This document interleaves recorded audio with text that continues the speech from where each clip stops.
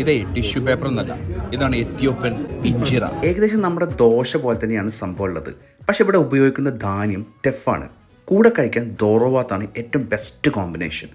ദോറോ എന്ന് പറഞ്ഞാൽ chicken, what എന്ന് പറഞ്ഞാൽ കറി. ഇതിൽ എത്യോപ്യൻ മസാലയൊക്കെ വെച്ചിട്ടാണ് ഇത് കുക്ക് ചെയ്യുന്നത്. എനിക്ക് അറിയുന്ന ഏക 2 ഡിഷുകളും എത്യോപ്യൻ ഇതാണ്. ദുഃഖയും എത്യോപ്യൻ റെസ്റ്റോറൻറ്റിൽ ഒട്ടുമിക്ക സംഭവങ്ങളും മെനുവിൽ വായിക്കാൻ കുറച്ച് ബുദ്ധിമുട്ടാണ്.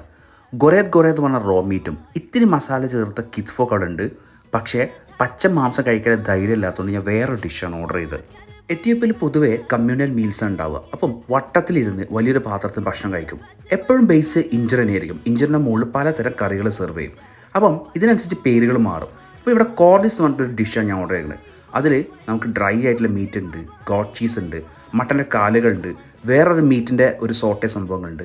ഇത്തിരി സ്പൈസി ആയിട്ടുള്ള ഡാർക്ക് ആയിട്ടുള്ള സോസിൽ സോട്ട് ചെയ്ത ഇഞ്ചിനും ലൈറ്റ് ആയിട്ടുള്ള ഇതിൽ സോട്ട് ചെയ്ത ഇഞ്ചിനായിട്ട് 2 സാധനങ്ങളുണ്ട്.